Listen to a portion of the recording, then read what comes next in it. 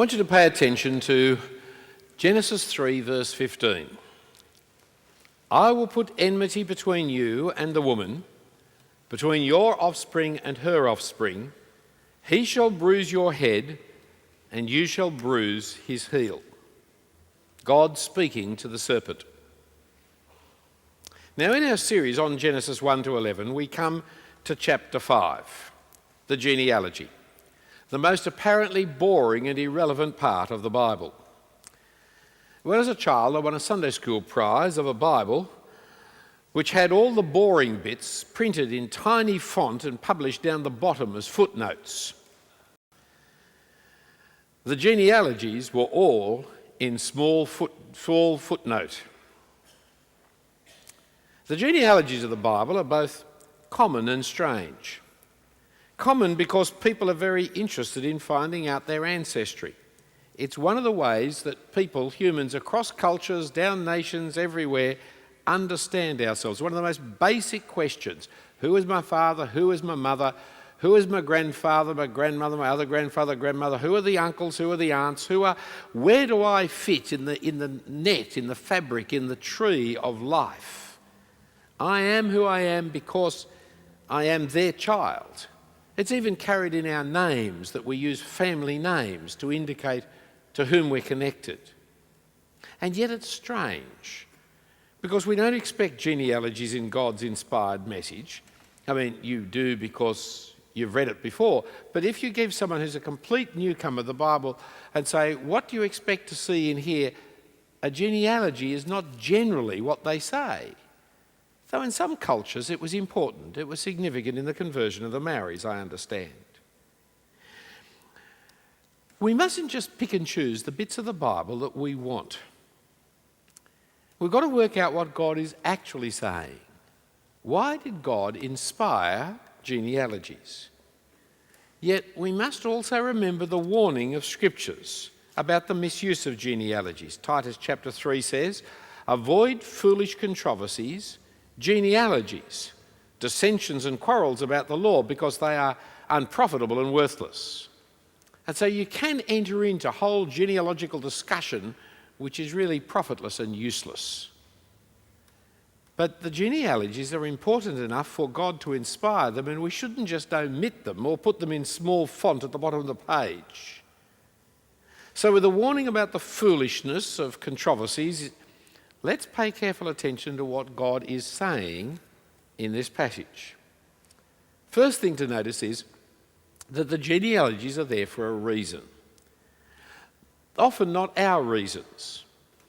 That is, genealogists today are concerned with details, organising precise, exhaustive details.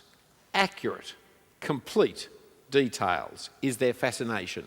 The reason it is kept is it's kept to get all the information perfectly accurate. There's one in my family who collects up the information, and no greater joy and horror in his life is for me to ring him and say, oh, you've got the spelling of the middle child wrong, or my grandson was actually born the day before you say on your list. It's a great joy because it gives him a chance of getting it right. It's a great annoyance because it's wrong and it shouldn't be. I, of course, couldn't care. But biblical genealogies are part of the argument of the book in which they occur. They're not complete. None of them are complete. They're not concerned with every random fact. Luke and Matthew both have a genealogy of Jesus, Matthew 1, Luke 3. But they're told differently, without inaccuracy, but they're making different points. For example, in Matthew's account, we know certain key women included in Jesus' ancestry. 5 of them. And they're all disreputable for different reasons. Surprising women to find in the background of the Jewish Messiah. But that's the point. He's including these women in order to make a particular point. Luke's genealogy doesn't refer to them because he's not making that point. Well, what are the genealogies of Genesis? Why are they there? What's the point? What are they making? Let's quickly get an overview of the material. In chapters 4 and 5, we have Adam's boys. Chapter 4 gives us Cain and Abel, and then we proceed on. Beyond Cain and Abel, when Cain has killed Abel, Cain's children are mentioned, but of not great significance. Adam and Eve have another son, Seth. 4:25, Adam knew his wife, and again she bore the son and called his name Seth. And she said, God has appointed for me another offspring instead of Abel, for Cain killed him. It is this son Seth whose family is recounted for 10 generations in chapter 5. So in Genesis 5, the genealogy of Seth to Noah is presented, and it's presented to us in a literary pattern. When A had lived X years, he became the father of B. After he became the father of B, A lived Y years and had other sons and daughters. Altogether, A lived Z years, that is X plus Y, and then he died. And this pattern enables us to follow just one line down the family of Seth. Each of the branches are ignored. It's not an exhaustive, complete family tree. It's just following down one line of 10 generations from Seth through to Noah. It doesn't tell us of all the children of Seth, just that one. And it keeps reminding us, and then he died, and then he died, and then he died, and then he died. Death is the common thread of the story of humanity. Now we'll return to this genealogy, but let's just keep going on in our survey for a moment, because in chapters 9 and 10 you get Noah's boys. It occurs after the flood in chapters 6, 7 and 8, and Noah's boys were blessed and cursed by Noah with 3 families, Shem, Ham and Japheth. These 3 families are then spelt out for us in terms of the 70 nations that they became. These were further scattered across the world as a result of building the Tower of Babel. More of that in coming studies. The last genealogy to mention in our quick survey of Genesis is that of Shem to Abraham in chapter 11, verses 10 to the end of the chapter. Genesis 11 picks up one son of Noah, Shem, and then follows him for again 10 generations.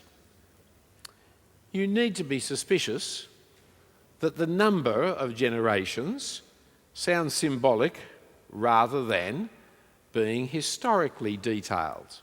It could be that there were 10. No reason why not.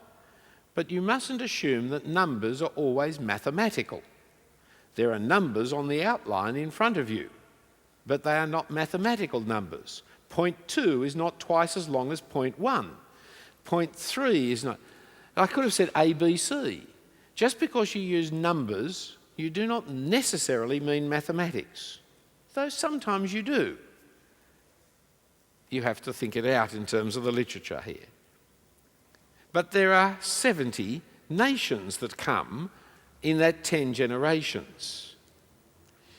And then God spoke to Abram and introduces Abram and the rest of the whole of the Bible, because 10 generations from the man called Shem is this most significant man, Abram.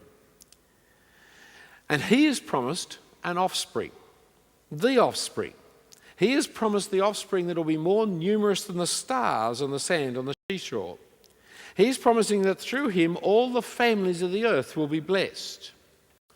And frankly, this unlikely Bedouin, a desert wanderer, not a ruler in a great city, not anybody who's left any obelisk, this nomadic nobody has in fact become the father of Israel and Christianity and Islam, and has influenced the nations of the world, and people's attitudes to him are still key to the whole of modern civilization. It's extraordinary, isn't it? A man said, God said to me, I am going to be the father of many nations, and all the world's future destiny is going to be caught up with me and my family. Sure. Tell him he's dreaming. And now, 4,000 years later, the fight is about who is the true son of Abram. Now, what are these genealogies about? The answer to that is the explanation to the question why the Bible has more than 3 chapters. Now, you haven't asked that question before, have you? I tell you, asking the right question is more important than getting the right answer. Here is a really good question. Why has the Bible got more than 3 chapters? For if you go back to the end of chapter 3, the whole Bible seems to have been able to be concluded there and then. We would have a satisfactory and sufficient explanation for life as we know it. The whole world was created. Humanity was placed in charge over the world, under God, as the image of God. But humanity revolted against God, and so, by their eating the fruit of the tree of the knowledge of good and evil, they were given the sentence of death, banished from the garden, now into a domain of death where they live out their lives in pain and sorrow, hostility and frustration before finally meeting God in judgment. That's the world. That's the way the world is. That's where we've come from. That's what we're doing. Everything is finished. Nothing more than needs to be said. The whole Bible could have 3 chapters and it would explain life as we know it. Except for that verse in chapter 3, verse 15, which looks forward to something more happening. The key verse which gives rise to what I would call the search. The verse that's printed actually at the top of your outline there.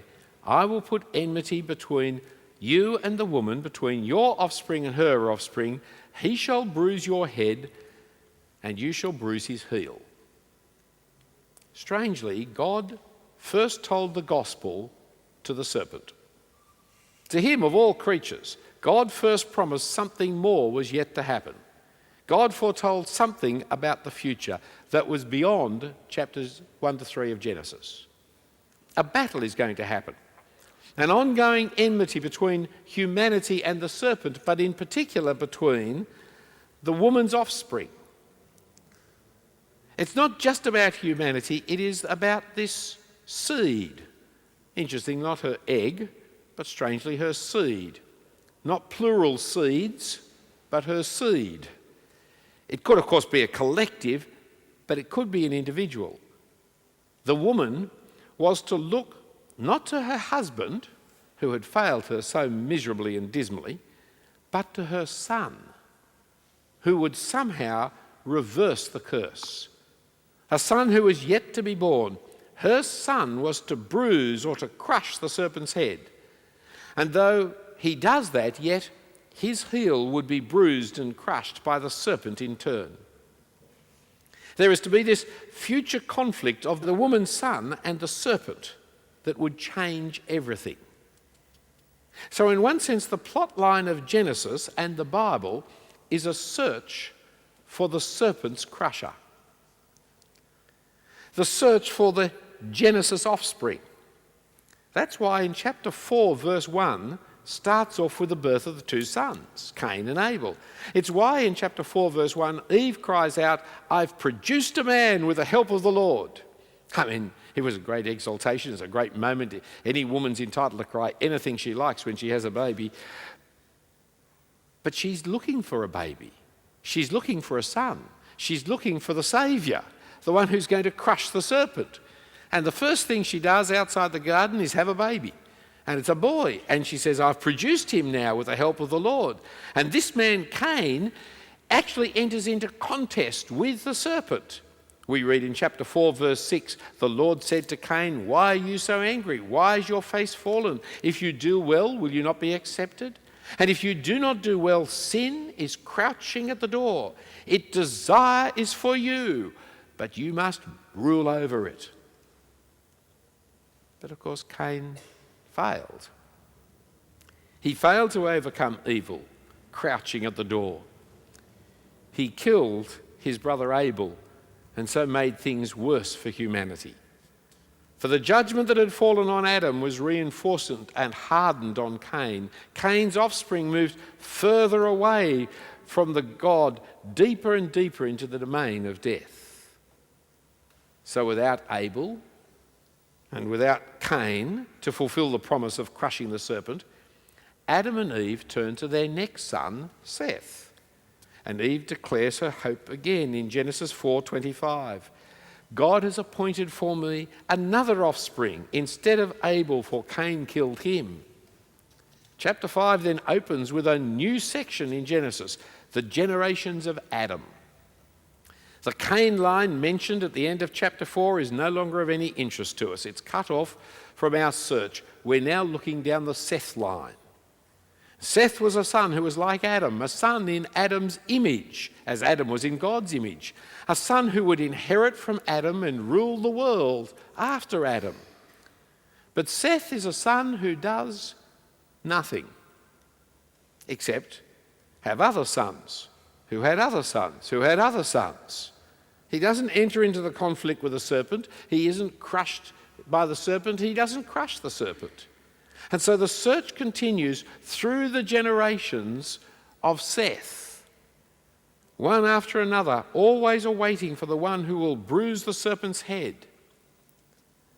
There is the one who looks very promising, Enoch, but he didn't enter into conflict. He neither bruises the serpent's head, nor is his heel bruised by the serpent. He walks with God and then is no more, for God took him. He's not the serpent crusher. Don't know much about who he is. I waited till we have question time, always before this talk, not after it, because I know people come and say, but Enoch, what about? I have no idea. You know as much as I know about Enoch. I once heard a 1-hour sermon on Enoch. It's a very impressive exhibition in Imaginitis. But then a couple of generations later, there is Noah. And the fanfare, the drum roll of his arrival is there. The change in the way the genealogy is patterned, where the reader is warned that something special is to happen. There seems to be the one who, verse 28, shall bring us relief from our work and from the painful toil of our hands. This is the one who's going to reverse the curse. And Noah was righteous like no other man in his age. And Noah did rescue humanity by the ark in the flood. And Noah did start out the new world washed clean, so to speak. And Noah was sinful. He got drunk, acted disgracefully, and his sons were caught up in the error. And so Noah neither bruises the serpent nor is bruised by it. He is not the serpent crusher, but another father of another genealogy. And thus our search continues for the offspring of the woman. Again, we come to another one, the childless father, Abram.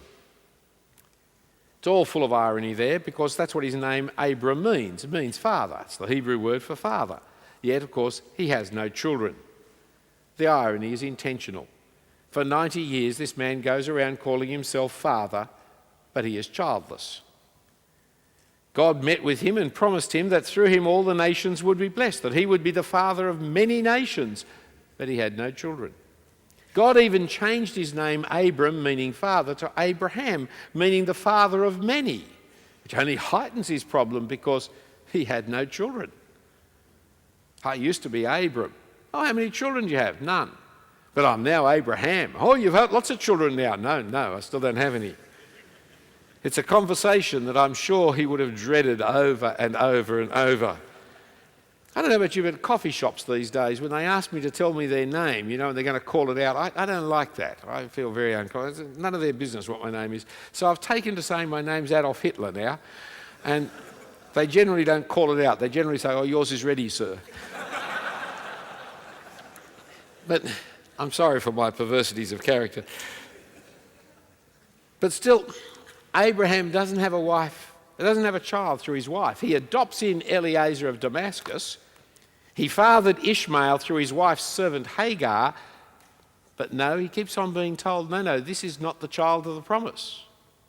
Your wife is going to have your child, even though she's old, as good as dead, and you are as well. When Abraham's son finally comes, his name is Isaac, which means joke. because he was a laughing stock. Have you seen his old parents? Then what does God ask Abraham to do? To sacrifice his son. It's not that God is testing him about his morality of whether he would do child sacrifice or not. This is the son that he has waited 50, 60, 70 years for. This is the son that God has promised through him all the nations of the world are going to be blessed. And now he has to sacrifice this son, which of course, as you remember, he didn't. But it showed that he believed that God could fulfill his promises even through death. Somebody that Abraham was looking forward to was yet to come. Because Isaac wasn't the one. Isaac didn't do anything except have two sons, Esau and Jacob. And Jacob took the birthright from his older brother Esau. As the youngest of three brothers, I always like that story.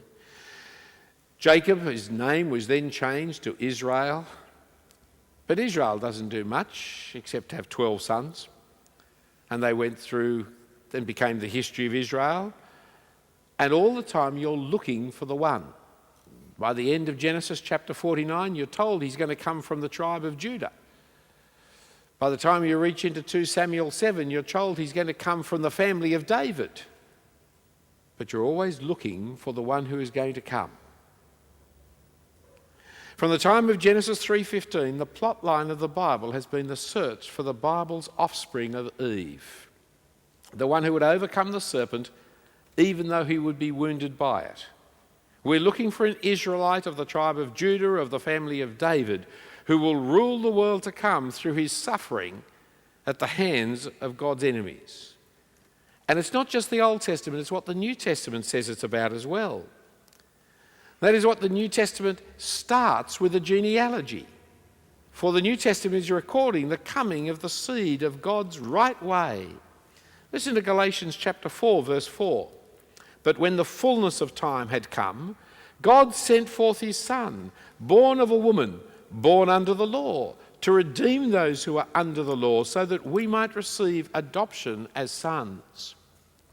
Born of a woman. Very strange phrase, isn't it, to have there? How else are you going to be born? Born of a man? Born of a woman. It's reminding you, we are looking for a woman's son. For the woman's son is the one who is going to destroy the evil one. And the claim of the New Testament is that Jesus is the offspring of Abram. Jesus is the son of David, of the tribe of Judah, of the nation of Israel, of the son of Isaac, of the son of Abram, of the son of Noah, of the son of Seth, of the son of the woman, Eve.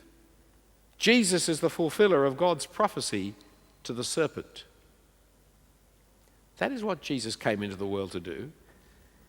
His was involved in the bruising. He was crushing the serpent as the serpent was striking him.